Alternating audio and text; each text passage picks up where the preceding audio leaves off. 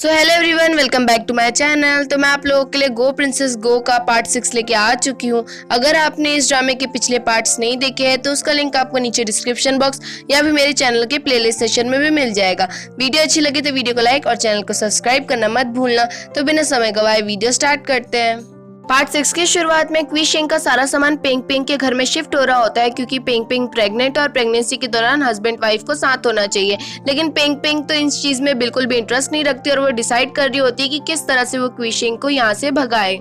पेंग पेंग क्वी शेंग की चारों पत्नियों को बुलाती है और उनसे कहती है कि क्यों ना हम क्वी शेंग का नंबर वाइज जो है ध्यान रखा करेंगे, जिसे सुन के क्वी शेंग की चारों पत्नियां काफी खुश हो जाती है और कहती है कि ठीक है, हम ये करने के लिए तैयार है, लेकिन हम क्वी शेंग को मनाएंगे कैसे।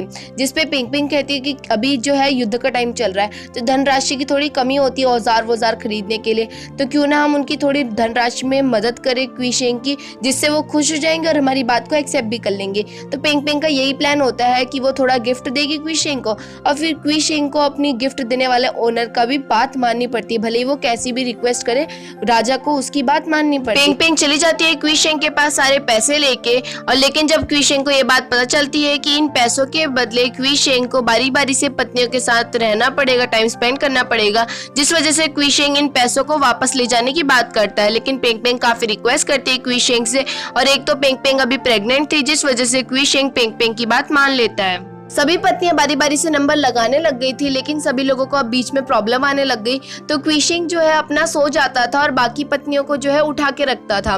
वो लोग सोना चाहते थे, लेकिन क्वी शेंग उनको सोने के लिए मना कर देता था और बदले में ये कहता था कि सब लोग चाहते हैं राजा को देखना और तुम्हें ये मौका मिल रहा है, तो इससे बड़ी बात और हो ही क्या सकती है। पेंग पेंग जाती है क्वी शेंग को मनाने के लिए और कहने के लिए कि तुम ये सब क्या कर रहे हो, जिसपे क्वी शेंग जो है पेंग पेंग को घूर के देखने लग जाता है और उसके पास आता है, जिसे देख के पेंग पेंग डर जाती है और वहां से चली जाती है। क्वी शेंग की चारों पत्नियां काफी ज्यादा थक चुकी थी, क्योंकि वो अपनी नींद भी पूरी नहीं कर पा रही थी इस वजह से, और वो पेंग पेंग के पास चली जाती है और ये कह देती है कि आज के बाद हम क्वी शेंग से नहीं मिलने जाएंगे। पेंग पेंग काफी हैरान होती है ये सोच के कि क्वी शेंग के पास इतनी सुंदर पत्नियां हैं, फिर भी वो उनके साथ टाइम स्पेंड क्यों नहीं करता है। जिसके बाद पेंग पेंग क्वी मिंग के पास जाती है, ये पूछती है कि सभी राजाओं के पास बहुत सारी पत्नियां होती है, लेकिन वो सभी के साथ टाइम स्पेंड करता है, लेकिन क्वी शेंग क्यों नहीं करता है। जिसपे क्वी मिंग कहता है क्योंकि क्वी शेंग जो है वो ड्यू टाइप का इंसान है, और यहाँ पे ड्यू मतलब ये होता है कि वो बहुत ही ज्यादा लॉयल है। लेकिन पेंग पेंग को कुछ समझ में नहीं आता है और वो ये सारी बात घर जाके लूली को बताती है। लूली रात को बताती है पेंग पेंग को कि उनका कहने का मतलब ये था कि वो बहुत ही ज्यादा लॉयल और वो और किसी को लाइक नहीं करते, सिर्फ एक ही इंसान को लाइक करते हैं, यानी कि वो आप हो। लूली कहती है कि शायद से वो आपको लाइक करने लग गए हैं। जिसपे पेंग पेंग कहती है भले ही वो मुझे लाइक करे या ना करे, लेकिन मैं अब कभी भी ये नहीं भूलूंगी कि उन्होंने मुझे मारने की कोशिश की थी। अगले दिन यांग यान पेंग पेंग की भेजी हुई लड़की, जिसका नाम है लिंग लिंग, उससे मिलने गया था, लेकिन लिंग लिंग जो है यांग यान से मिलते ही झूठ कह देती है कि मैं तो एक दासी हूँ, जो असली लिंग लिंग है वो तो दूसरी है।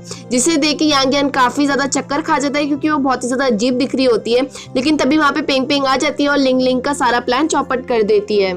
पेंग पेंग यांग यान से अकेले में पूछती है कि क्या तुम्हें लिंग लिंग अच्छी लगी, जिसपे यांग यान कहता है कि हाँ मुझे अच्छी लगी। जिसके बाद पेंग पेंग लिंग लिंग से भी यही क्वेश्चन पूछती है, तो लिंग लिंग कहती है कि हाँ मुझे यांग यान अच्छा लगा, लेकिन मैं चाहती हूँ कि यांग यान में एक और खूबी हो। लिंग लिंग बताती है कि मैं चाहती हूँ मेरा होने वाला हस्बैंड जो है वो बुक्स रीडिंग करने में भी काफी ज्यादा अच्छा हो, उसे बुक्स को पढ़ने का बहुत ज्यादा शौक हो और वो साथ ही साथ स्ट्रांग हो। जिसे सुन के पेंग पेंग मन में कहती है कि इनमें से कोई भी खूबी तो यांग यान में है ही नहीं। लेकिन पेंग पेंग लिंग लिंग के सामने झूठ कह देती है कि तुमने जितनी भी खूबी बताई है वो पूरी की पूरी यांग यान में भरी हुई है। अगले दिन पेंग पेंग यांग यान को बुलाती है और कहती है कि अगर तुम्हें लिंग लिंग से शादी करनी है, उसके लिए तुम्हें काफी ज्यादा स्ट्रांग बनना है और साथ ही साथ ये बुक्स है उनको भी तुम्हें रोज पढ़ते रहना है। जिसे सुन के यांग यान थोड़ा चक्कर खाने लायक हो जाता है, लेकिन वो कहता है कि लिंग लिंग के लिए मैं ये करके रहूंगा। शुरुआत में तो यांग यान जो है बिल्कुल भी नहीं कर पा रहा था कुछ भी, वो एक ईंट उठाने में भी काफी ज्यादा मेहनत कर रहा था, और साथ ही साथ जब वो बुक्स पढ़ता था तो जैसे कि कितना बड़ा पहाड़ पढ़ रहा है, वो ऐसी हरकतें करता था। पेंग पेंग ने यांग यान से कहा था कि 7 दिन बाद मैं तुम्हारी प्रोग्रेस चेक करूंगी। तो जब यांग यान आता है 7 दिन बाद, तो वो काफी ज्यादा स्ट्रांग बन के आता है। वो अपने एक ही हाथ से ईंट की भरी हुई बाल्टी को आराम से पटक देता है और किताब पढ़ने में भी वो काफी ज्यादा चैंपियन हो जाता है।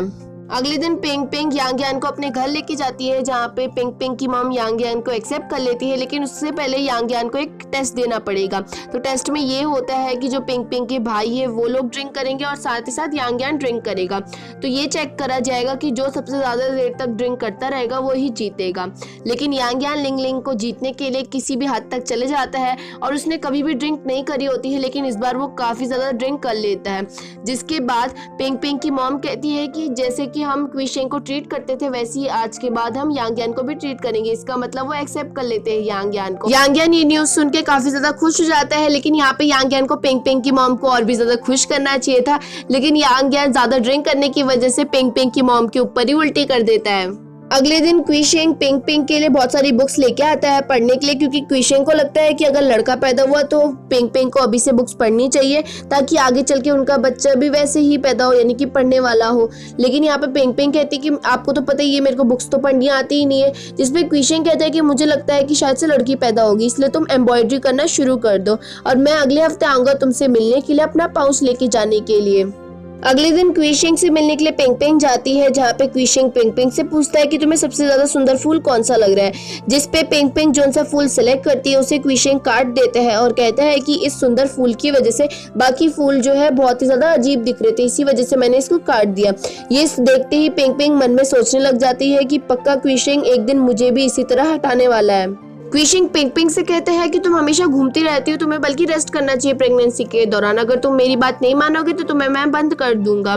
जिसके बाद पिंग पिंग जो है एक जेल में बंद होती है, वहाँ पे वो गड्ढा खोद रही होती है ताकि वो उस जेल से भाग सके। लेकिन जैसे ही पिंग पिंग वो गड्ढा खोद के आजाद होने वाली होती है तो उसके दूसरे कोने में क्विशेंग ऑलरेडी मौजूद होता है, जो कि पिंग पिंग को वापस से गड्ढे के अंदर धकेल देता है। लेकिन यहीं पे पिंग पिंग का सपना टूट जाता है और ये सब कुछ पिंग पिंग सपने में इमेजिन कर रही होती है कि जब क्विशेंग उसे बंद कर देगा तो क्या होगा। पिंग पिंग पाउच बनाना शुरू कर देती है और इस काम में पिंग पिंग की मदद लूली भी नहीं कर पाती है, क्योंकि एक पाउच जो है एक वाइफ ही अपने हस्बैंड के लिए बना सकती है सिर्फ। जिसके बाद पिंग पिंग काफी ज्यादा मेहनत करती है, क्योंकि पिंग पिंग तो एक लड़का है और लड़की को तो एम्ब्रॉयडरी करना आता ही नहीं है। पिंग पिंग 5 दिन तक लगातार बिना सोए पाउच बनाने की कोशिश करती है, जिस बीच में पिंग पिंग के हाथ में भी काफी चोट लग जाती है। जब क्विशेंग आता है पिंग पिंग का पाउच देखने के लिए तो वो काफी ज्यादा हैरान हो जाता है, क्योंकि वो जो ड्राइंग होती है ना वो कुछ ज्यादा ही अजीब सी होती है उस पाउच के ऊपर। जिसके बाद क्विशेंग कुछ नहीं कहता पिंग पिंग को और कहता है कि फटाफट से रेडी हो जाओ, मेरे को तुम्हें कहीं लेके जाना है। क्विशेंग पिंग पिंग को महल के ऐसे कोने में लेके जाता है जहाँ से पूरा राज्य दिख रहा होता है। जिसके बाद क्विशेंग पिंग पिंग को बताता है कि बचपन में जियांगिन मेरे सामने आई थी, जो कि बहुत ही ज्यादा लाचार दिखती थी और तुम उससे थोड़ा काम भी करवाती थी, जिस वजह से मेरे दिल में तुम्हारे नफरत बढ़ती गई। लेकिन तुमने एक बार बताया था कि तुम्हारे अंदर दूसरी सोल आ गई है और तुम्हारे जो बिहेवियर है बहुत ज्यादा चेंज हो गया है। लेकिन इस बिहेवियर से मैं तुमसे काफी ज्यादा इम्प्रेस हुआ हूँ और साथ ही साथ मेरे को जियांगिन की भी असलियत पता चल गई है। जिसके बाद पिंग पिंग भी सीधा सीधा क्विशेंग को बता देती है कि मुझे पता चल गया है, तुम भले ही मुझे लाइक करो या ना करो, लेकिन मुझे ये बात पता चल चुकी थी कि तुमने मुझ पे हमला करवाया। जिसे सुन के क्विशेंग कहता है कि इसका मतलब तुम तो मुझसे नफरत करती होगी। लेकिन पिंग पिंग कहती है कि शुरुआत में तो नफरत करती थी, लेकिन अब मेरे को नहीं लगता है कि मैं तुमसे नफरत करूँ, लेकिन मैं तुम्हें कभी भी प्यार नहीं करूंगी, लेकिन मैंने उस चीज के लिए तुम्हें माफ कर दिया है। जिसे सुन के क्विशेंग कहता है कि चलो मुझसे शर्त लगाओ, अगर मैं इस युद्ध में जीत गया तो तुम सिर्फ और सिर्फ मुझे प्यार करोगी, ना कि किसी और को। लेकिन पिंग पिंग इस बात को नहीं सुनती है और वहां से चली जाती है कमरे में। रात को पिंग पिंग की नींद अचानक से खुलती है, जहाँ पे पिंग पिंग देखती है कि वो तो प्रेग्नेंट है ही नहीं। जिसके बाद पिंग पिंग काफी ज्यादा टेंशन में आ जाती है और सोचने लग जाती है कि मेरा पेट कहाँ गया, मेरा पेट कहाँ गया। कि तभी पिंग पिंग की नींद टूट जाती है। मतलब ये सब कुछ पिंग पिंग सपने में देख रही थी और पिंग पिंग लूली को बताती है कि मैंने बहुत ज्यादा खतरनाक सपना देखा कि मैं जो हूँ प्रेग्नेंट नहीं हूँ, मेरा जो पेट है वो गायब हो चुका है, जिस वजह से मैं काफी ज्यादा टेंशन में आ गई हूँ। और भले ही मैं पहले स्टार्टिंग में लाइक नहीं करती थी अपनी प्रेगनेंसी को लेकर, लेकिन अब मैं बहुत ही ज्यादा लगाने लग गई हूँ इस चीज पर और मैं चाहती हूँ कि आगे चल के मेरा बच्चा ही आगे का राजा बने। पिंग पिंग कहती है कि क्विशेंग और क्वीहान में कंपटीशन होगा राजा बनने का और बाई चांस क्विशेंग हार गया तो क्वीहान राजा बन जाएगा, जिसके बाद मेरा बेटा राजा नहीं बन सकता है। तो इसलिए मुझे जल्द से जल्द क्वीहान से मिलना पड़ेगा और उसके सामने मुझे अगर गिड़गिड़ाने की भी जरूरत पड़े तो मैं करने के लिए ये सब कुछ तैयार हूँ, सिर्फ और सिर्फ अपने बच्चे के लिए। पिंग पिंग क्वी हान के महल में जाती है और उससे कहने लग जाती है कि मैं चाहती हूँ कि आगे चल के मेरा बेटा राजा बने, तो प्लीज तुम कंपटीशन से पीछे हो जाओ। जिसमें क्वी हान कहते हैं कि अगर आप कहती है ये सब कुछ तो मैं ये करने के लिए तैयार हूँ। लेकिन पिंग पिंग को अभी भी क्वी हान की बातों पे यकीन नहीं होता और कहती है कि क्या तुम अपना प्रॉमिस पूरा करोगे। जिसपे क्वी हान भी घुटनों के बल बैठ जाता है और कहता है कि अगर आपको प्रूफ नहीं होता है तो आप मुझे मार भी सकती है। जिसके बाद क्वी हान प्रॉमिस करता है पिंग पिंग से कि मैं कभी भी कंपटीशन नहीं करूंगा राजा बनने के लिए, सिर्फ और सिर्फ आपके लिए, क्योंकि मैं आपको हमेशा से लाइक करता रहा हूँ और आपको मेरे से रिक्वेस्ट करने की कोई जरूरत नहीं है। पिंग पिंग जब सो रही होती है तो तभी वहाँ पे क्वी शेंग भी आ जाता है, क्योंकि अब तो कंपटीशन होने वाला नहीं है। तो क्वी शेंग भी अब टेंशन फ्री हो चुका है और इस टाइम पे प्रेगनेंसी के दौरान एक हस्बैंड वाइफ को साथ में होना चाहिए। पिंग पिंग को अगले दिन बहुत ज्यादा पेन होने लग जाता है, तो तुरंत वहाँ पे डॉक्टर आता है और बताता है पिंग पिंग को कि 2 दिन बाद आपकी डिलीवरी हो जाएगी। ये बात सुनते ही पिंग पिंग दोबारा से क्वी हान के वहाँ पे चली जाती है और दोबारा से कंफर्म कर लेती है कि क्वी हान अपना प्रॉमिस भूलेगा तो नहीं ना। जिसपे क्वी हान सीधा तलवार पकड़ा देता है पिंग पिंग को और कहता है कि अगर आपको मुझ पे यकीन नहीं है तो आप मुझे अभी मार सकती है। लेकिन पिंग पिंग ऐसा कुछ नहीं करती है और कहती है कि मुझे तुम पे पूरा विश्वास है कि तुम अपना प्रॉमिस कभी नहीं भूलोगे। फाइनली डिलीवरी का दिन आ जाता है, जहाँ पे क्वी शेंग काफी ज्यादा टेंशन में होता है पिंग पिंग की आवाज सुन के, क्योंकि लेडीज को डिलीवरी के टाइम पे बहुत ज्यादा ही पेन होता है। सुबह से शाम हो जाती है और शाम को फाइनली बेबी की आवाज सुनाई देती है। यहीं पे ये सीन कट हो जाता है, जिसके बाद पिंग पिंग और क्वी शेंग को सीधा दिखाया जाता है, जहाँ पे पिंग पिंग थोड़ी कमजोर की हालत में होती है और क्वी शेंग बताता है पिंग पिंग को कि हमें एक बेबी बॉय हुआ है। जिसे सुन के पिंग पिंग काफी ज्यादा खुश होती है और क्वी शेंग बताता है कि उस बच्चे की आंखें तुम पे गई है। ये बात सुन के पिंग पिंग कहती है कि कोई बात नहीं, अगर उसकी आंखें तुम पे भी गई होती तो तुम उसको कोरिया लेके जाते और उसकी आंखों की सर्जरी करवा देते।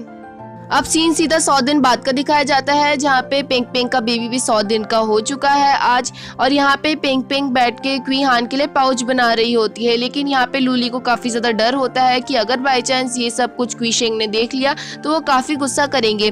थोड़ी देर में वहाँ पे क्वी शेंग आ जाता है और वो हल्की सी झलक देख लेता है पाउच की, लेकिन वो ज्यादा कुछ नहीं बोलता पाउच के बारे में और पिंग पिंग को बताता है कि हमने अपने बेबी का नाम रख दिया है, उसका नाम क्वी हाउ होगा आज के बाद, और वो 100 दिन का हो गया। इस खुशी में हम आज पार्टी रख रहे हैं। पार्टी के दौरान ग्रैंड मदर क्वी हान से कहती है कि क्या तुमने अपने लिए कोई लड़की ढूंढी, जिसपे क्वी हान कहता है कि नहीं अभी नहीं ढूंढी। जिसके बाद ग्रैंड मदर पिंग पिंग से कहती है कि ये यांग यान की तो शादी हो चुकी है, फिर भी वो पता नहीं क्वी हान के साथ ऐसी चिपकी रहती है, मतलब जैसे लगता है ये दोनों एक दूसरे को लाइक करते हैं। जिसपे पिंग पिंग कहती है कि घबराने की जरूरत नहीं है, वैसे भी ये लोग बेस्ट फ्रेंड है सिर्फ। पिंग पिंग वॉशरूम जाती है तो उसके पीछे पीछे क्वी हान भी चले जाता है, जहाँ पे जाने के बाद क्वी हान पिंग पिंग को क्वी हाउ के 100 दिन हो जाने की खुशी में क्वी हाउ के लिए एक गिफ्ट देता है। जिसके बाद पिंग पिंग भी क्वी हान को पाउच दे देती है और कहती है कि शुक्रिया आपने मेरी बात मानी। क्वी हान से मिलने के बाद पिंग पिंग को क्वी मिंग दिखता है, जो कि बहुत ही ज्यादा ड्रिंक की हालत में होता है। यहाँ पे पिंग पिंग कहती है कि तुम अभी भी जियांगिन के लिए ड्रिंक कर रहे हो ना। जिसपे क्वी हान कहता है कि नहीं, मैं उसके लिए ड्रिंक नहीं कर रहा हूँ, मैंने उसको कब का अपने दिल से निकाल दिया है। जिसपे पिंग पिंग कहती है कि अच्छी बात है, तुम ड्रिंक करना भी छोड़ दो, जिसके बाद तुम राज्य में वापस आ जाओगे, यानी कि राज दरबार में थोड़ा बहुत काम करने लग जाओगे। जब तक क्वी हान और पिंग पिंग बात कर रहे होते हैं, उस बीच में लूली सो जाती है वहीं पे।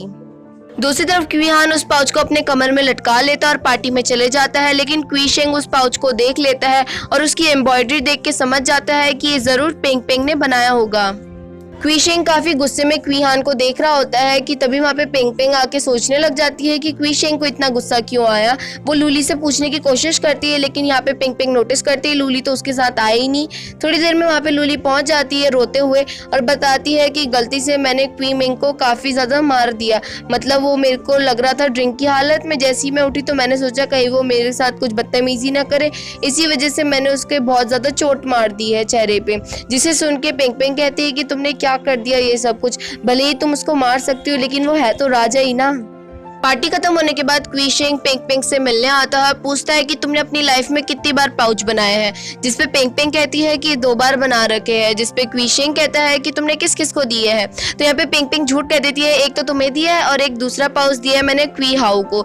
लेकिन यहाँ पे क्वी शेंग समझ जाता है कि पिंग पिंग झूठ कह रही है और चिल्लाने लग जाता है पिंग पिंग पे और कहता है कि जब तुम वॉशरूम गई थी तो तुमने इतना टाइम क्यों लगाया आने में। तो ये बात सुनते ही लूली सोचती है कि कहीं वो क्वी मिंग की बात ना कर रहा हो, जिस वजह से लूली रोते रोते हुए कह देती है कि मुझे माफ कर दो, क्वीमिंग को मैंने मारा था गलती से। इसे सुनते ही क्वीशिंग और भी ज्यादा गुस्से में हो जाता है और कहता है कि इसका मतलब जब तुम वॉशरूम गई थी तो तुम उस टाइम पे क्वीमिंग से भी मिली थी। और इतने गुस्से में होता है क्वीशिंग कि वहां से चुपचाप चले जाता है। थोड़े टाइम बाद पिंग पिंग के पास क्वीशिंग का सिपाही आता है रोते हुए और कहता है कि प्लीज लूली को बचा लो, क्योंकि क्वीमिंग के मारने के जुर्म में क्वीशिंग ने आदेश दिया है कि वो लूली को जान से मार दे। जिसे सुनते ही पिंग पिंग काफी ज्यादा हैरान हो जाती है और सोच में पड़ जाती है कि वो किस तरह से लूली को बचाए। पिंग पिंग क्वीमिंग के पास चली जाती है जहाँ पे क्वीमिंग ने अपना पूरा चेहरा छुपा रखा होता है, लेकिन जैसे ही क्वीमिंग अपना चेहरा दिखाता है तो उसके चेहरे में काफी ज्यादा खरोच आ रखे होते हैं। पिंग पिंग यहाँ पे क्वीमिंग से कहती है कि तुम तो जियांगिन को पूरी अच्छी तरह से भूल गए हो ना। जिसपे क्वीमिंग कहता है कि हाँ मैं भूल गया हूँ उसको। जिसपे पिंग पिंग कहती है कि क्यों ना तुम लूली से शादी कर लो। तो शुरुआत में तो क्वीमिंग नहीं मान रहा होता है, जिसपे पिंग पिंग कहती है कि अगर तुम मेरी बात नहीं मानोगे तो मैं जियांगिन को नुकसान पहुंचाऊंगी। जिसे सुनते हुए क्वीमिंग कहता है कि ठीक है, मैं लूली से शादी करने के लिए तैयार हूँ। पिंग पिंग क्वीमिंग और लूली को लेकर ग्रैंड मदर के पास चली जाती है और ग्रैंड मदर को बता देती है कि क्वीमिंग और लूली एक दूसरे को लाइक करते हैं। जिसे सुनते ही ग्रैंड मदर काफी ज्यादा खुश हो जाती है और कहती है कि ठीक है, इन दोनों की शादी करवा दो। और यानी कि अब लूली अगर राजा से शादी करेगी, इसका मतलब कोई भी इंसान लूली को नहीं मार सकता है। लूली तो बच जाती है, लेकिन लूली की शादी को लेकर जो क्वीशिंग का सिपाही होता है वो काफी ज्यादा दुखी हो जाता है, क्योंकि लूली और वो सिपाही एक दूसरे को काफी ज्यादा लाइक करते थे और दोनों ही इस टाइम पे बहुत ज्यादा दुखी हो जाते हैं। क्वीशिंग को जब ये बात पता चलती है तो वो काफी ज्यादा गुस्से में आ जाता है, क्योंकि उसे यकीन नहीं होता है कि पिंग पिंग उस पर इतना सा भी भरोसा नहीं करती है कि अगर उसने बात करी है मार देने की तो वो सच में थोड़ा ना किसी को जान से मार देगा। और क्वीशिंग ने तो इसलिए कहा था ताकि पिंग पिंग उससे थोड़ी बहुत मदद मांगने आए। क्वीशिंग काफी ज्यादा गुस्से में होता है और कहता है कि हमने बहुत टाइम से जियांगिन से नहीं मिल के आया, तो चलो हम जियांगिन के पास चलते हैं मिलने। क्वीशिंग जब जियांगिन के पास जाती है तो जियांगिन क्वीशिंग की शक्ल देख के ही समझ जाती है कि वो उदास है और किस रीजन की वजह से उदास है ये भी समझ जाती है। जिसे देखकर क्वीशिंग कहता है कि तुम अभी भी मेरे बारे में अच्छे से सब कुछ जानती हो। और यहाँ पे क्वीशिंग कहता है कि अगर मैं चाहता तो तुम्हें मैं अपनी दासी बना सकता था, जो कि मतलब राजा के साथ ही रहती है हमेशा, लेकिन तुम जो हो एक राजा की वाइफ हो, इस वजह से मैं नहीं बना सकता हूँ। जिसपे जियांगिन कहती है कि मुझे इसमें कोई प्रॉब्लम नहीं है, मैं अपना सरनेम चेंज कर दूंगी और आपकी दासी बनने के लिए तैयार हूँ, क्योंकि जियांगिन को तो मौका चाहिए क्वीशिंग के आसपास घूमने का। और यहीं पे हमारे पार्ट खत्म होता है। आई होप आपको मेरी वीडियो अच्छी लगी हो। वीडियो अच्छी लगी है तो वीडियो को लाइक और चैनल को सब्सक्राइब करना मत भूलना, और अगला पार्ट भी बहुत जल्दी आ जाएगा। Thank you.